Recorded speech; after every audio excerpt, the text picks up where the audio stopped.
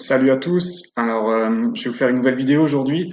Ce que j'avais envie de vous faire, c'est de vous montrer comment on peut utiliser l'Ichimoku pour analyser très facilement un marché. Alors, je parle pas d'une analyse très poussée, mais simplement savoir ce qu'a fait le marché, ce que fait le marché, où on en est actuellement.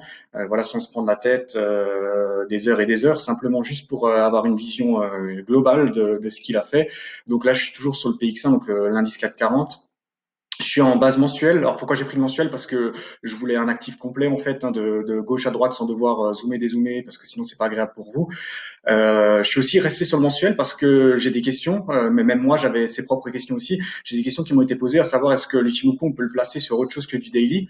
Parce qu'a priori, si vous lisez les écrits de Hosoda, en tout cas tome 1, tome 2, vous savez qu'il explique toutes ces analyses en daily. Alors parfois il utilise le weekly pour faire des analyses temporelles et les analyses et les estimations, enfin pour déterminer un jour de changement, il peut le faire en weekly, mais en tout cas les prises de position a priori se font uniquement en daily. Alors ça c'est pour le tome 1, tome 2.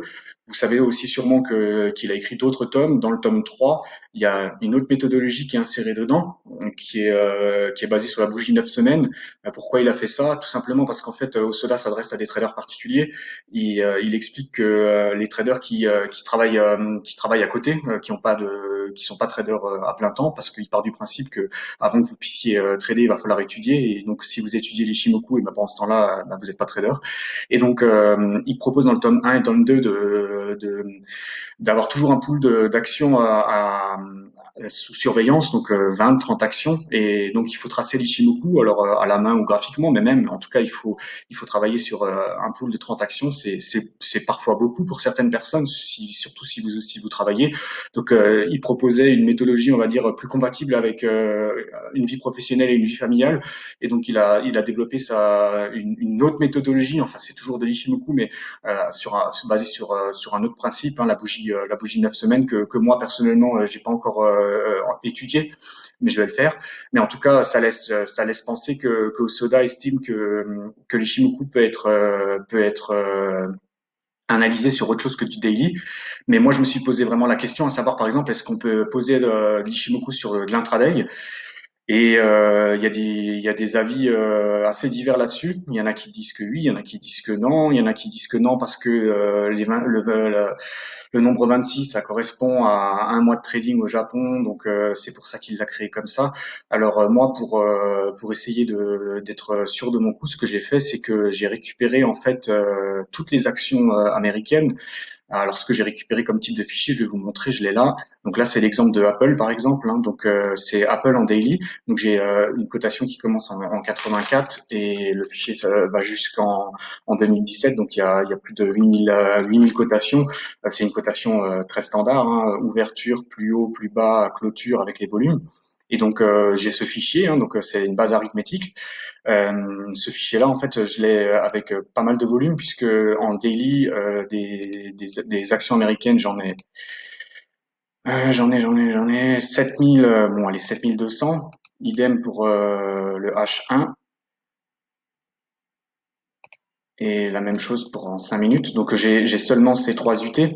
Alors j'ai aussi fait le travail en weekly et en mensuel. Par contre, j'avais pas autant de volume. En tout cas, ce que j'avais, c'est vraiment cette base de travail. Et alors, je vais revenir sur le graphique.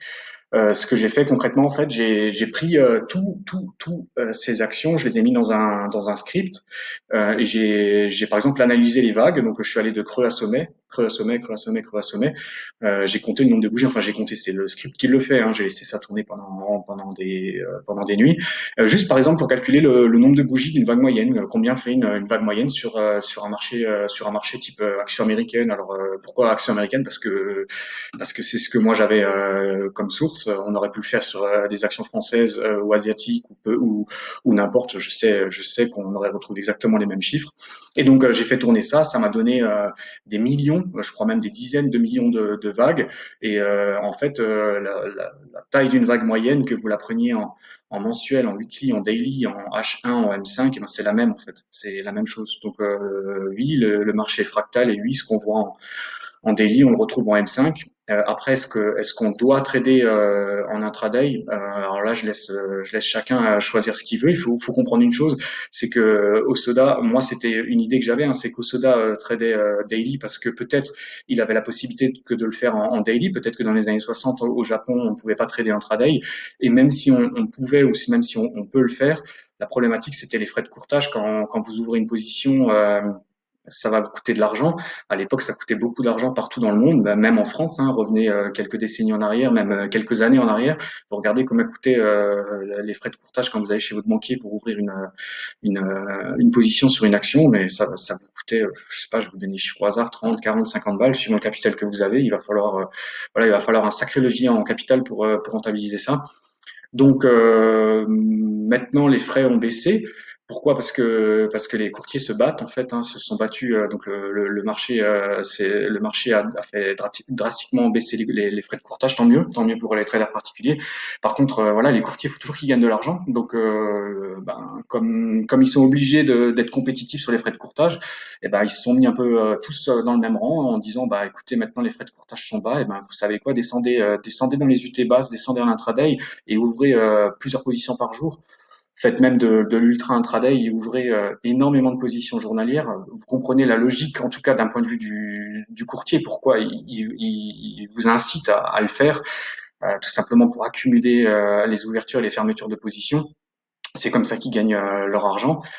Il y a tout un système qui est monté là-dessus, hein, avec des formations de scalping, des formations intraday. Alors, est-ce qu'elles fonctionnent? Je vous laisserai à votre esprit critique, hein. Mais en tout cas, la plupart de ces formateurs, vous savez comment ils sont rémunérés, vous savez le système d'affiliation qui est en place. Voilà, il y a un business là-dessus, hein, il y a vraiment un business là-dessus. Donc après, si vous, vous avez compris la logique du business des courtiers, et malgré ça, vous pensez que vous êtes rentable en intraday, et vous, et si vous l'êtes, eh ben, tant mieux, hein, si vous gagnez beaucoup d'argent en intraday, eh ben, restez comme ça. Vous en donnez aussi beaucoup d'argent à votre courtier, mais si vous vous en sortez, tant mieux. Moi, je rentre pas dans cette polémique. Moi, ce que je voulais juste simplement savoir, c'est si on pouvait tracer et utiliser Ishimoku sur toutes les UT. Pour moi, la réponse, elle est oui. Après, sur certaines actions, même en daily, on peut avoir des cours qui sont dégueulasses, pardonnez-moi l'expression. Et si vous descendez en H1, M5 sur des actions qui sont absolument pas liquides où il y a pas de volume, eh ben vous allez pas avoir des belles vagues, vous allez pas avoir des beaux mouvements parce que ça saute dans tous les sens, parce que des fois ça cote même pas. Dans ce cas-là, vous pouvez jeter Ishimoku en disant qu'il fonctionne pas, mais c'est pas Ishimoku qui fonctionne pas, c'est que à la base il faut quand même un marché qui soit liquide, il faut qu'il y ait du mouvement. S'il y a pas de mouvement, et ben graphiquement vous pouvez pas faire grand-chose. Donc oui, descendez en intraday si vous voulez, mais franchement utilisez des actifs qui sont vraiment tradés en intraday. Enfin même je sais pas s'ils sont tradés, mais en tout cas où il y a du mouvement intraday parce que sinon ça va rien donner. Donc là, en tout cas, je suis sur le mensuel. Alors l'idée que je voulais vous montrer, c'est que on peut analyser très simplement un marché sans se prendre la tête avec Ishimoku. La ligne de base de Ishimoku, elle s'appelle ligne de base ou ligne repère, c'est Kijun. Donc ce que je peux faire, c'est qu'en fait, je vais afficher l'Ishimoku juste avec cette ligne-là. Je peux même enlever en fait je vais enlever l'actif, donc le CAC là. Et ce que je veux vous montrer, c'est qu'en fait, avec Kijun, on peut savoir sur n'importe quelle UT, savoir ce que le marché a fait, tout simplement comment. Et ben là, alors j'oublie cette partie-là, je remets juste le graphique, j'oublie cette partie-là parce que pour moi c'est un premier marché avant tout ce qui se passe après. Donc moi je le commence ici. Un peu si on voulait rentrer dans l'analyse, on pourrait commencer depuis le début, mais moi je commence ici. Donc là je vais enlever le graphique. Donc on voit Kijun ici qui monte. Ensuite, il redescend. Ensuite, il monte. Ensuite, il redescend. Il remonte. Il redescend. Il monte. Il redescend. Il monte. Donc voilà, j'ai mes vagues en fait, hein. Donc comme ça. Ah mince, je crois que j'ai l'aimant. Ouais, j'ai l'aimant. Alors j'ai une vague là. J'ai une vague là. Pendant ce temps, je trace ça bêtement. J'ai une vague là. J'en ai une là. J'en ai une petite. Alors là, je le trace vraiment n'importe comment, on s'en fiche. C'est juste pour vous montrer qu'en quelques secondes, peut tracer un marché. Alors là, je suis pas dans l'optique de le trader, hein, je suis juste pour vous montrer une première idée. Après, bien sûr, il faut se servir de ces outils-là pour rentrer sur le marché. Mais par contre, là, je vais pas mettre une vague, c'est juste pour qu'on soit bien clair. Moi, je mets une vague quand j'ai un creux et un sommet. Ici, j'ai pas de sommet encore, hein. En tout cas, pas de sommet valide, donc je mets une flèche. Voilà, voilà, en quelques secondes, ce qu'a fait le marché en se basant sur la ligne de base. Alors, je peux remettre le marché. Maintenant, si je mets l'aimant, bah, je vais aller Je peux aller sur le, pardon, je peux aller sur le bon creux. Alors, ça prend un peu de temps. Si vous avez autre chose à faire, faites-le. Voilà, je vais juste faire ça propre, hein, donc, voilà. Alors là, je suis sur un indice. Je l'ai affiché en bougie, hein, pas de souci. Simplement, Osoda, lui, il préconise parce que je pense qu'il traite pas l'indice de ce que j'ai compris. Alors, il explique que on peut utiliser l'Ishimoku sur d'autres choses que sur Action, devises, matières premières. Par contre, il explique que si vous tradez les actions, un premier setup, alors j'appelle ça un setup, mais je devrais pas dire ça parce que sinon, je vais avoir des commentaires. Mais bon, hein, une première chose en tout cas, c'est d'analyser l'indice en fait. Si l'indice est haussier, ben il faudrait acheter tout simplement. Je sais pas, je peux pas faire plus simple que ça. Et si l'indice est baissier, ben il faudrait penser à vendre. Donc lui, son première idée, c'est d'analyser l'indice, hein. Donc si vous voulez trader des actions bah là, du CAC 40, ben vous devriez analyser le CAC 40 et puis il préconise en fait de le faire sur clôture. Alors je pense que tout simplement parce qu'il ne le traite pas. Alors est-ce qu'au Japon dans les années 60 il y avait un futur qui était greffé sur l'indice? C'était même pas l'indice actuel. Je sais pas. En tout cas, je pense pas sincèrement qu'au moment où Soda écrivait ses livres, il tradait l'indice. Je pense pas qu'il il le faisait. Il analysait l'indice pour détecter ben les creux et les sommets principaux. Enfin, je sais pas si on peut dire principaux, mais voilà. Et à ces moments-là, dans ces moments-là, il sait ce qu'il faut faire. Et après, il descend sur les actions et qui regarde à côté et il rentre sur action en fait. Voilà. Donc là, moi, je suis en bougie, mais vraiment sincèrement, aucun souci. Voilà, vous êtes libre. Je suis resté sur le CAC 40 parce que c'est les premières vidéos, je les ai fait sur le CAC 40, donc je vais rester là-dessus. J'aurais pu faire ça sur n'importe quel actif. Et donc voilà. Donc là maintenant, je vais nouveau enlever l'actif. Donc voilà ce que ça donne. Alors, on peut me dire que c'est juste, on peut me dire que c'est faux, on peut me dire ouais, mais là il y a une vague ici, mais là ici il y en a, et là et là. En fait, ici je regarde avec la ligne de base, la ligne repère, et Osoda estime que c'est elle qui donne la direction du mouvement. Donc c'est logique qu'en fait, si elle a une direction haussière, on a une vague haussière, et si elle a une direction baissière, ben, on a une vague baissière tout simplement. Donc quand comme vous pouvez le faire avec n'importe quelle ligne en fait, hein, mais enfin en tout cas une ligne médiane, mais quand vous avez le marché ici qui tombe, ça veut dire que vous allez rentrer dans une vague baissière, donc ça veut dire qu'il y avait une vague haussière avant, et donc vous pouvez valider le sommet. Là, vous avez bien validé le creux, et ensuite à chaque fois vous validez les creux et le sommet. Vous prenez le point le plus haut, le point le plus bas quand la ligne change de direction tout simplement. C'est ce que j'ai fait, hein. Et j'ai pu le faire même sans avoir, comme vous l'avez vu, j'ai pu le faire même sans avoir le graphique, enfin sans avoir les cotations sous les yeux, simplement avec la ligne. Après, j'ai juste remis le graphique pour vraiment toucher les bons creux et les bons sommets au bon endroit. Mais dans l'idée, voilà, même sans les bougies, juste avec Kijun, vous voyez ce que le marché a fait. Donc il a fait ça. Et ensuite, ce qui pourrait être intéressant, parce qu'on m'a aussi parlé du croisement du Kinkoui en disant que c'est pas un signal, qu'on ne peut pas s'en servir. Alors franchement, il faut lire le bouquin, parce que le tome 1, il y a des pages entières et des chapitres entiers sur le croisement du Kinkoyo. Si vous avez un doute sur le fait que Osoda l'utilise pas, il faut vraiment lire le bouquin. Donc là, en fait, moi, je vais rajouter Tenkan. Donc j'aurais pu faire la même chose en fait ici avec Tenkan, hein. J'aurais pu tracer des vagues, je sais pas si je peux les appeler comme ça, mais des vagues Tenkan de la même façon, hein, quand Tenkan tombe, quand Tenkan monte. Mais je vais pas faire ça. Moi, ce que je vais faire, c'est uniquement je vais juste utiliser les croisements. Donc là, je vais de nouveau enlever l'actif. Et donc là, cette vague, elle est montée. Elle est montée, ce qui a provoqué forcément un croisement du Kinkoyo. Ici, cette vague, elle est descendue. Donc ça a provoqué une inversion du Kinkoyo. Là, vague haussière,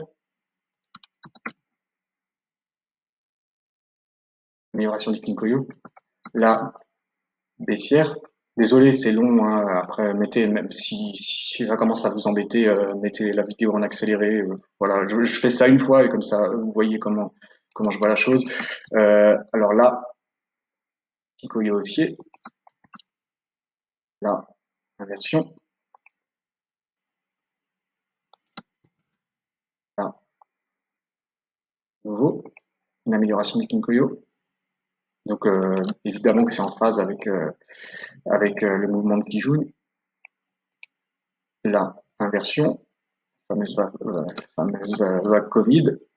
Et Ensuite, amélioration. Donc là, on est dans une phase clairement haussière. Amélioration du Kinkoyo. Il y a d'autres, ici on voit, hein, on voit d'autres, on voit une inversion du Kinkoyo suivie directement derrière par une amélioration. Enfin derrière, il y a quand même eu quelques bougies, mais voilà cette partie-là, ce que Osoda appelle, alors je sais pas comment on le traduirait en français, mais dans la traduction que moi je fais, section chaotique. Alors si vous voulez appeler ça un range comme vous voulez, mais ici on y est. Pourquoi en fait on le voit pas? Pourquoi en fait ici je le note pas moi en tout cas, mais tout simplement en fait parce que Kijun n'a pas changé de direction. Donc ça, c'est un point très important. Osoda insiste énormément là-dessus. Alors je dis pas que le marché enfin que le tableau s'est pas inversé, il s'est effectivement inversé et puis ensuite il s'est effectivement inversé dans l'autre sens sur un niveau quasi similaire. Mais en tout cas, pourquoi ici je vais pas le noter ici, tout simplement parce que là j'analyse le marché avec Kijun et Kijun est resté haussier. Donc je reste focalisé sur le mouvement du marché et pas forcément sur les inversions du tableau d'équilibre. Donc il peut en avoir, mais Kijun est resté haussier. Donc je vous montrerai dans d'autres vidéos des configurations comme ça. Donc c'est très important si vous voulez vous le noter, très important. Il faut opérer une distinction pardon entre une amélioration du Kinkoyo suivie d'une changement de direction de Kijun et dans d'autres cas vous avez là par exemple une inversion du Kinkoyo sans Kijun qui descend, c'est pas la même chose. Ici aussi on a un cas particulier, on a amélioration, inversion, amélioration. Donc on a que je pourrais appeler trois vagues qui jaune. Maintenant, je suis persuadé, on peut le faire, hein. Je vais enlever ça et je vais mettre Kumo. Voilà. Et écrit Kumo, hein, désolé, j'avais dit dans une autre vidéo que non, je sais pas si je l'avais dit. C'est peut-être mieux de l'appeler Senkuspan. Donc voilà. J'avais fait mon indicateur, je l'avais fait à l'époque quand j'avais pas encore accès aux écrits. Et donc là, si on prend le Kumo, ben il nous montre hausse, baisse.